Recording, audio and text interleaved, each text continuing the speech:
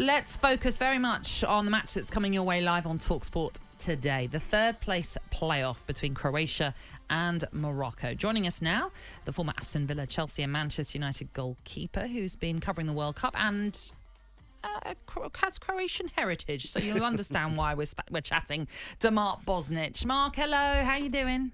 Hi, Mark. Good morning to you, Nats. Good morning to you, Cass. How are you both? Yeah, we're great. Very well. It's been quite exhausting, hasn't it, this World Cup? Very much so. Especially over here, I made the decision to get onto Qatar time at the start to make it easier, but wow. It means that around this time I'm just about ready to about fall asleep. But it's been a wonderful tournament. I can't remember a group stage being so exciting. And obviously there's been sprinkles of excitement in the round of 16 quarters. The semis were a little bit tame, but that augurs well now for the final on Sunday.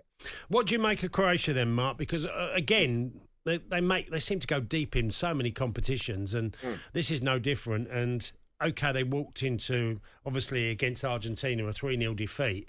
But I was chatting to Andy Townsend, who we both know really well, and Andy was saying a similar thing to me, that, look, their midfield is everything, and defensively, look, with Lovren and Guardiola, fullbacks, they're really strong. They just didn't have enough goal threat for me. No, they didn't, but we're all wonderfully proud. Natalie mentioned at the start of the program, I've got a Croatian family. My father's from there, and my mother's late parents are from there as well. So everybody in the Croatian diaspora and as well as Croatia itself are very proud once more. No one had any real expectations of them going past the quarterfinals. Of course, they had that incredible win against Brazil when they only had one shot on target, and it was the one that mattered. But the town is exactly right. But the midfield's been the heartbeat for quite some time. And one good thing that the manager has done since he's come in is he concentrated on the strength, which has been the midfield. And of course, 4 years ago as well, we had a chap called Mario Mandzukic who was up front, who provided that cutting edge. We haven't quite replaced him. They replaced Rakitic really well with Kovacic. But to get to the semi-finals for a country of less than 4 million people, and this is only 6 World Cups, so that's 3 semi-finals and 6 World Cups, is an incredible achievement. And like I said, we're just, auguring, everyone's very, very proud and looking forward to the next major tournament. They have got a wonderful track record of producing really good players as well. So the trick is going to be, because obviously Luka Modric is coming towards the end, is going to be somehow to replace him. I mean, I think personally he's irreplaceable, but they need to get somebody, a little bit like Kovacic for Rakitic, who can come in and to make that heartbeat really, really tick. And also think about, perhaps, there's a lot of juniors, like I said, coming through, looking to maybe just change things up a little bit so they can go a little bit further. But end of the day, like I said, 6 World Cups, 3 semi-finals is a wonderful achievement. With regards to Luka Modric, and you mentioned there that maybe he's coming to the end of his international career, or indeed even maybe his career in general. I know that Croatia head coach Latko Dalic has mentioned before about thinking he could make it all the way to Euro 2024 should Croatia qualify. Do you see that as well? Do you think actually Modric is a bit evergreen?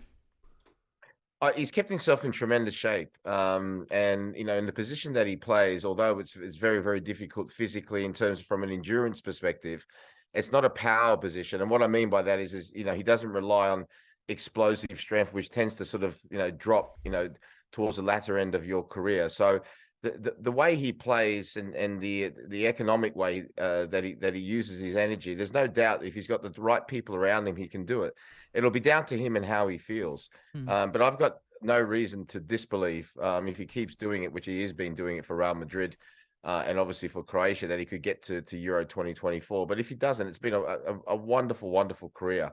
5 European Champions Leagues, to take Croatia to semi-finals twice and once to the finals has been an absolutely fantastic achievement. And of course, the Ballon d'Or as well. And player of the last World Cup. So, like I said, we all, in the Croatian community understand that there'll be a time when we need to replace him, and they will. Mark, what have you made of Morocco? Obviously, really positive because of the way they've played all through the tournament. They've just got into the hearts of lots and lots of people because their endeavour, their commitment has just been exemplary. Absolutely, Cass. Look, I think they've been the story of the World Cup, and who would have thought at the start that two teams from Group F, Croatia and Morocco. I remember that opening game when they played out a 0-0 draw, that they would have both made the semi-finals. But I don't know about you, Cass, but and Natalie, I've never seen a team as well that we know how they're going to play. You know, they're going to play their bunker defense, they're going to play on the counter attack and sit back. But it's actually been quite exciting. I can't remember a team in history who play really so defensively, but are so excited. I know it's because of the crowd that was there and cheering every clearance that they did in every counter attack, but it's actually been really good to watch. And, you know, and some of the players, and when we know all about, obviously, Hakan Ziyech and Hakimi, but the other ones, you know, Amrabat has been fantastic, Onawi, the list goes on. The two boys at the back, Agerd and Saïs, and Mazrui as well, we know from Bayern Munich, but all of them, Buffal, and obviously the goalkeeper as well, Bono, have been absolutely fantastic. And like I said, for me, they've been the story of the World Cup. And, you know, they got to be very proud because they really pushed France very, very hard. And considering that they had, you know, some suspensions and a lot of people injured, and they'd gone through those, you know, those really tough games against Spain and against Portugal. Like I said, I think they've not only done themselves proud, but especially the country and football in general. And just goes to show as well, I think, after the Barcelona sort of dominance of 10 or so years ago, where they transcended football with this wonderful type of football, they showed a different type of football, playing to their strength, but they also showed that could be exciting as well. I was going to say the out wide with Buffel you mentioned, and then you go Hakimi and Ziyech. You know, they just offered a threat, and they seem to counter brilliantly from them positions. So quick they counter as well, don't and they? And you know, leading the line, centre forward leads the line brilliantly, and then Anzani, So how do you call it then, Mark? What's going to happen in this game? Well, I'm gonna be biased and stick with Croatia. I know how important it is for them, but you know what? After the experience that we had beating Brazil, for me, it was like winning the World Cup, and 4 years ago as well, it was absolutely fantastic. And because Morocco has been everyone's second favourite, including mine, during this World Cup, it wouldn't disappoint me at all if they came out on top. The big one to come, obviously, is going to be the final. I actually think they are the two best teams that have been there, and you got to say for different reasons, kudos to both of them. France, because you know, I think a lot of people have overlooked the fact that, you know, three of their best players they went into this tournament without, you have to say, and Kante, Pogba, and Benzema, and you know, they just keep rolling on. And even, you know, when you look at it against England, they were second best for so long for that game, for the vast majority of the game, but they found a way to win. And each of them in their position do their job, and they're very economic in what they do and efficient. And Argentina, what else can one say? You know, they were 36 games unbeaten before they come into the tournament. They lost that opening game against Saudi Arabia. Scaloni, their manager, has been a revelation. He brought them their first Copa America in 28 years. And they all seem to be working very, very hard for that man, Lionel Messi, to have the time and space to do his damage. And when you've got cohesion like that within a team, because Cass will tell you that sometimes having such a superstar in the dressing room can sort of be a little bit disruptive, but when you've got everybody working on this from the same hymn sheet to make sure that he's got time and space to do his stuff, that's really credit to the manager. It's not easy to engender that type of team spirit. So it's going to be a real toss-up. It can go either way. I tipped Argentina at the start of the tournament, but I'm really not sure. I couldn't tell you right now either way which way that's going to go. Mark, I've got to ask you, because there's been some great goalkeeping performances in this World Cup. Bono from Morocco and many others. Yeah. You know, who stuck out for you? Your number one, your Golden Gloves. Well, originally I would say Szczesny for Poland. And then as the tournament went on, obviously Livakovic was fantastic with the penalty shootouts. But I really do think the best two goalkeepers overall are actually playing in the final. I think Hugo Lloris, although we've seen him sort of stumble a few times with Tottenham, that he's been actually an unsung hero. He's made so many important saves. Even against Morocco the other day in the first half, that, you know, save low down to his left.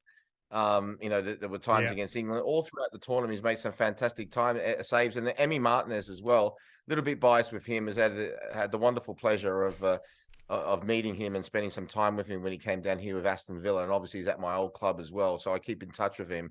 But he's been an important cog, and I think you find as well, since he's come into the Argentine side, you know, they've had a massive difference.